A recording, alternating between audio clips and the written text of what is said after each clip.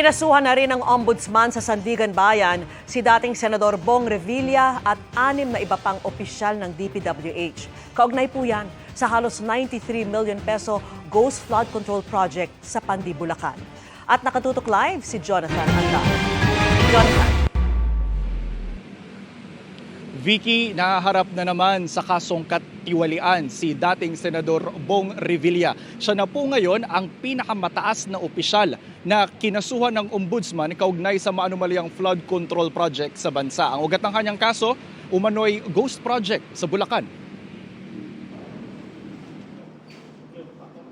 Bulto-bultong dokumento ang bitbit ng Ombudsman sa Sandigan Bayan para kasuhan si dating Senador Bong Revilla at 6 na dating opisyal ng DPWH kaugnay sa umano'y korupsyon sa flood control projects. The Office of the Ombudsman determined that there exists probable cause to file criminal charges against several officials of the DPWH Bulacan 1st District Engineering Office and Senator Ramon Bong Bautista Revilla Jr. Ang kaso, malversation of public funds through falsification of public documents at paglabag sa Anti-Graft and Corrupt Practices Act kaugnay sa 92.8 million peso ghost project sa Pandi, Bulacan na inaward noong March 28, 2025.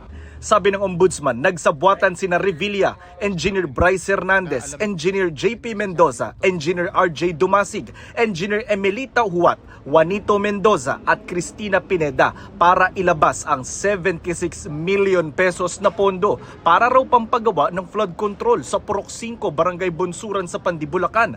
Pero batay sa mga opisyal na inspeksyon at sa mga testigo, wala namang naitayong flood control doon. Despite the absence of any actual construction, the respondents declared the project completed. Thereafter, to facilitate the release of the entire project cost, the respondents are found to have falsified accomplishment reports, issued fraudulent billing documents, and endorsed disbursement vouchers. Hiling ngayon ng Ombudsman sa Sandigan Bayan maglabas na agad ng hold departure order at warrant of arrest laban kay Revilla at sa 6 na kapwa niya akusado sa kaso. For the case of malversation, the prosecution recommended no bail. That said, if and when warrants of arrest are issued by the court, the respondents will have to be detained pending trial. Pangatlo na si Revilla kasunod ni Zaldico at Sara Diskaya na high-profile personalities na kinasuhan ng Ombudsman dahil sa anomalya sa flood control projects. Sino pa kaya ang susunod na kakasuhan? At present, several cases are still ongoing preliminary investigation, while many more remain under active and continuing fact-finding. This sends and should send a clear message. Those who misuse public funds will be held accountable under the law. Vicky, ang sunod na mangyayari rito, iraraffle yung kaso sa Sandigan Bayan para malaman kung anong dibisyon yung hahawak nito. Yung dibisyon na yun yung magde-decide dun sa hiling ng Ombudsman na hold departure order at warrant of arrest. Sa mga oras po na ito ay sinusubukan pa nating makuha ang panig ni Revilla at ng mga kapwa niya akusado sa kaso.